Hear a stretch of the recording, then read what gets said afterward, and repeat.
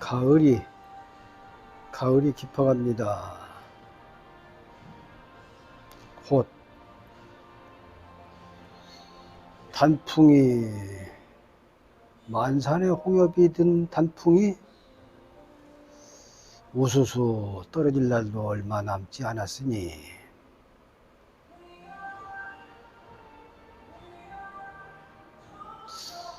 문득 생각해 보면은 무상한 시절이고 무상한 세월이고 무상한 마음이다, 그런 생각이 듭니다. 중생은 한 생각을 내 가지고 시작을 하는 데 있어서 무상을 전제로 해서 처음부터 시작을 합니다. 무상이 아니면은 말거리가 안 되지요. 한문은 십일옹이라고 하는 그 말도 있듯이 꽃도 한번 피었으면은 열흘을 넘지 못한다. 그것도 역시 무상의 노래고 그렇습니다. 일체가 다 마음이 지은 바니 그래서 일체 유심조라고 했습니다. 그런데 사람들은 마음이라는 소리에 너무 깊이 염착이 돼가지고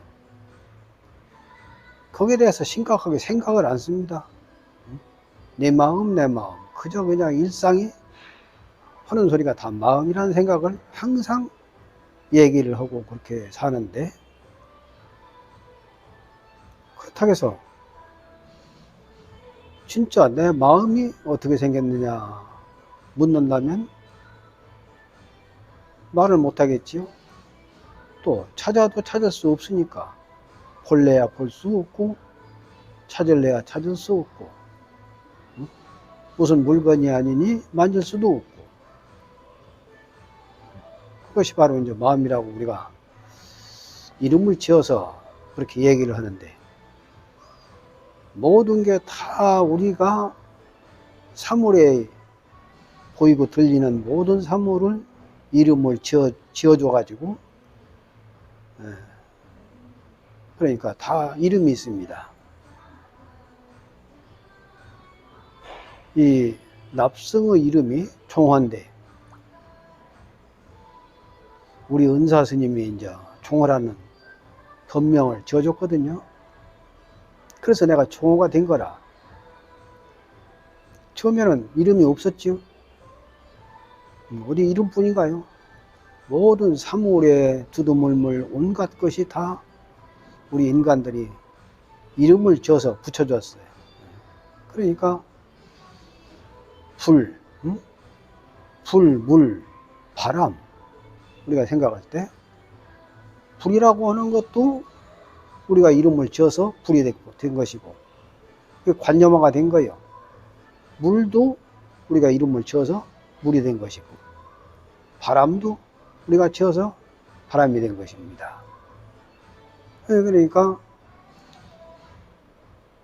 그 생각 속에 관념화가 됐으니까, 불이다 하면은 뜨거운 것을 연상을 하게 돼 있고, 물이다 하면 젖는다, 그걸 연상을 하고, 바람이다 하면은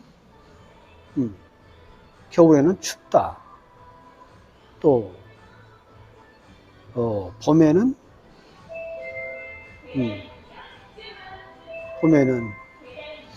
뭐라 할까, 아주 미풍이 살짝 불 때 아주 쾌적하다고 할까?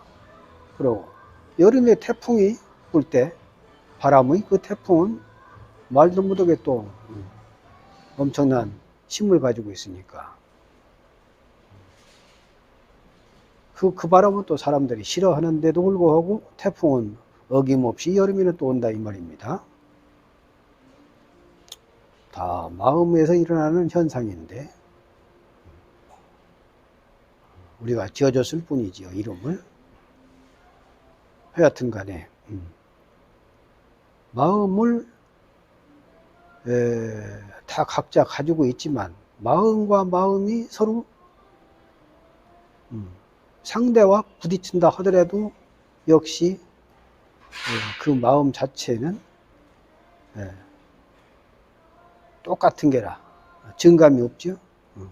증감이 없는데 그 생각하는 데 따라서 각자의 생각하는 데 따라서 증오가 되고 사랑이 되고 여러 가지 차원이 달리 하니까 여러 가지의 그 관념적 개념이 달라지는 것이죠. 그 마음이라는 것이 이제 생각으로 나오기도 하고 그러는데 마음과 생각이 둘이냐 하면 둘은 아니거든. 하나라고 해도 틀린다고 했거든 오히려. 그런데 넓게 말하면 마음이고 또 좁게 말하면 생각이라고 그러는데 생각을 따라서 온갖 사물과 여러 가지의 모양과 세상이 펼쳐지는 것이니까 그 생각이야말로 오묘한 것이죠. 마음은 큰 태허공과 같아서 허공과 같아서 변함이 없는데 허공 가운데에 있는 구름 이것이 이제 온갖 모양을 놔두기도 하고 호련히 생겼다가 없어지기도 하고 없어졌던 것이 생기기도 하고 그렇습니다. 이 태허공이라는 것도 그런 말이 있죠. 뭐냐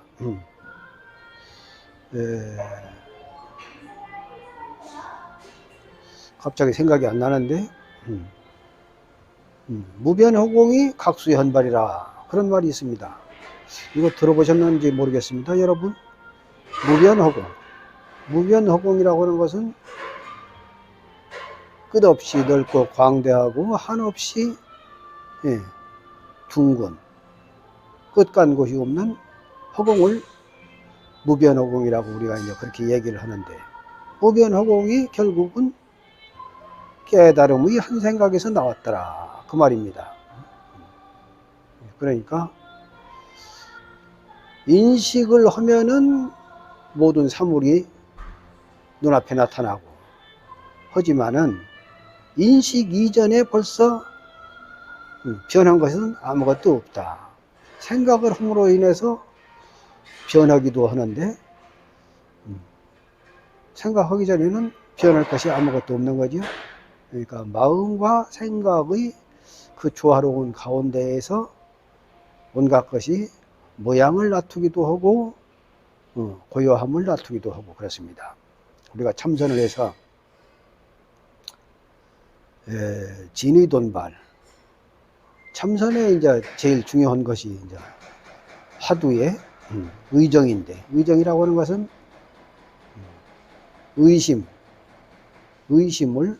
그러니까 태어나도 태어난 것을 알 수 없으니까 그 자체로서 의심이 되는 것이니까 우리가 그 의정을 갖다가 의심이라고 이제 우리가 부르는데 억지로다가 우리가 그 의심을 내는 게 아니고 자연적 의심이 나게 돼 있는 거예요. 모르기 때문에. 그것이 이제 진실한 의심이거든요. 억지로 모르니까 억지로다가 이제 생각을 지어가지고서 내려고 하면 오히려 더 힘들고 더 그르치는 것이죠. 그렇지만 본래의 중생은 모르기 때문에 흥광경에도 그런 말 있지 않습니까? 머무는 바 없이 마음을 내라. 응모소주 이생이시. 머무는 바 없이 마음을 내라고 하는데 그 소리가 뭐냐 이 말이야. 그러니까 모르니까 자연적 의심이 드는 거예요. 그 의정이라고 그러거든. 그러니까 그 의정을 타파를 하면은 자연적 진리가 현존해서 견성을 하게 됩니다. 결국은. 그런데 그 순간 자체가 정멸에 들어가 버리는 거예요. 순간 자체가 찰나의 고요함과 의정이 둘이 아닌 그런 곳에 딱 들어가면서 깨달음이 오는 것입니다. 마치 부싯돌 알죠? 부싯돌? 요즘 애들은 잘 모르게 부싯돌, 차돌과 차돌이 예, 부딪혔을 때에 불이 번쩍하거든.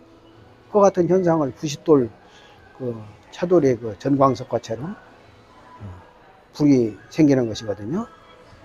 그 찰나지간에 불을 보는 거야. 그러니까 시간을 가지고 여기서부터 여기까지 하면은 깨달음이 올 것이다, 이게 아니고 찰나지간에 마음이 곧 함이 없는 곳에 들고 또 그 순간에 지극한 고요함 속에, 나도 자각하지 못하는 고요함 속에 들어간과 동시에 부싯돌 같은 마음이 현발로 광명을 보게 되는 것입니다. 그러면 이거 찰나에 그거 보고 이런지하에 확철대오라고도 하는데, 말 끝에서 단박에 진리를 본다. 이런지하 확철대오거든. 그러니까 사물을 보고 옛날에 어떤 고승이 참선을 오래 했는데 깨닫지를 못해가지고 어디를 가는데 어떤 사람들끼리 대화를 하는데 면목이 없다고 그랬던가 봐. 가령 그동안 찾아뵙지 못해서 죄송합니다, 면목이 없습니다, 뭐 이런 뜻의 말이었을 것이라 생각이 드는데, 면목이 없다 소리를 듣고서 깨달았다는 거야. 이런 자에 확철되어요, 그것도.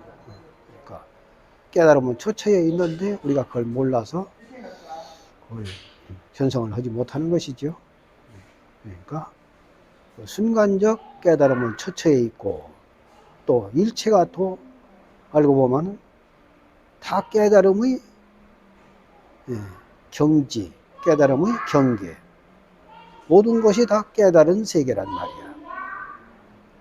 깨달음 세계로 비춰서 놓고 볼 때 그렇다 이 말입니다. 그렇지 못하니까 설상가상, 눈 위에다가 서리를 더한 듯 번뇌를 더하는 거예요. 모르니까 자꾸 그 사량분별이라고 하거든요. 사량분별, 생각을 가지고 생각을 더욱더 만들으니까 더욱더 오리무중이라 더 어려운 거야. 그러니까 그래서 그런지 박사들, 식자들, 전문가라고 하는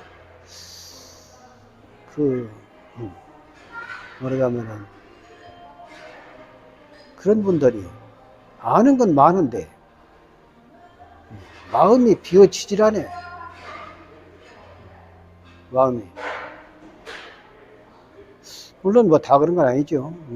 뭐 그런 분, 그렇게 공부해가지고 결국은 이제 깨달은 분도 많으니까 뭐 그렇게 딱 잘라서 식자를 깨닫지 못한다 할 수는 없지만은, 아무튼 그 깨달음이라고 하는 것은 알고 모르는 데 있는 것이 아니니까 찰나에 현발을 한다 하는 말씀을 생각이 나서 드려봅니다. 그런 생각이 들어서 오늘은 한번 이 납성이 한 생각을 일으켜서 펼쳐보아 보았습니다. 나무관생보살.